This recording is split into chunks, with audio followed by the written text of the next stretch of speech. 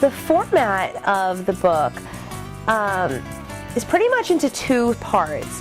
When I started writing, I realized that I cannot just tell the story of my leukemia, which is what I set out to do. I said, hey, I'm going to share my cancer story.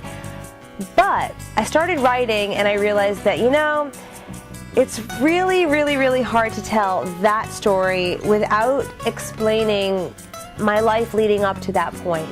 Because things were not easy. I wasn't just your typical 23-year-old, hey, partying, whatever. That was not my life. I fought really, really, really hard for everything I had getting to where I was. We finally had our house. We had just bought our beautiful house. We had a thriving business. Our marriage was incredibly strong. It still is, I'm just saying at the time. Our two beautiful children, our second child was just born. Everything was peachy keen and great for a short time, really. Maybe, honestly, 6 months of awesomeness before I was diagnosed. Everything before that point was such a battle. And my life, really from age 17 to that point, was not easy. So I realized that I couldn't just tell the cancer story. So I split the book into two parts. Part one is Life, Love, which is from the title, Life, Love, Leukemia. So part one is Life, Love. And pretty much it jumps a 10-year span of the story of my diagnosis of the cancer, and then it'll jump back to how my husband and I met, which is a very interesting story. Granted, I can't go into the whole thing now because it's long, but long story short, I was 17, he was 36 when we met. Things were not easy. There's a 19-year age difference between us. And it's funny because the night we met, it was your whole cliche love story, love at first sight, blah, blah, blah. But it was a battle. Every day was a battle when we first met, and growing our relationship because of the age difference and various other factors. We started with absolutely nothing, and it was us versus the world. So I really felt like I had to include that story to help the reader understand, like, damn, now I got cancer after all this that I just fought through from age 17 to 23, and like, oh, how about cancer on top of that? So that's the first part of the book. It pretty much jumps between the 10-year span. It'll tell a little bit of our story, how we met, and moving along, and then it'll jump to getting diagnosed. And it kind of goes back and forth for the first half of the book, and then eventually those two stories meet.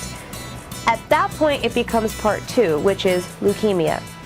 And at this point of the book, I really focus on my hospitalizations, my treatments, the chemo, the bone marrow transplant, all of those things are part two.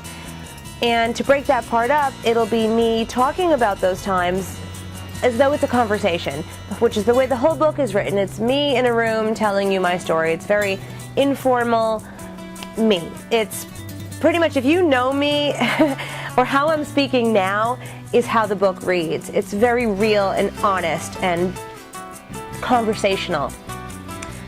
Part two pretty much is me telling you my story like a conversation, but then it'll include the original blog entries from my my blog, Living It Up in Lincroft, from SheriNocelli.com.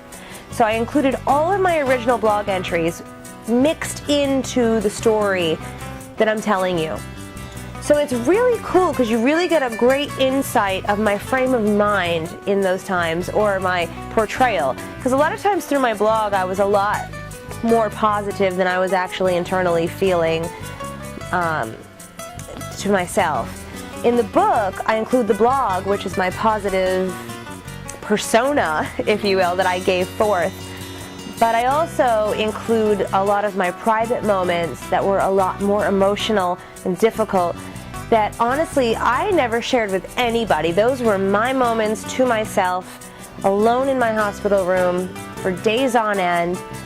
And those little moments, just looking at myself in the mirror and staring at my hands and thinking that there was just this horrible disease running through my bloodstream. And these little moments that I never really shared with anybody until I wrote the book.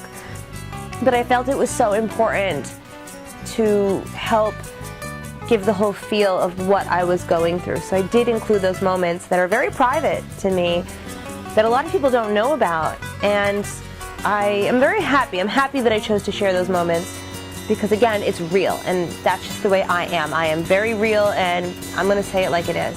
So I'm very happy that I chose to just lay it all out there. Everything is in the book.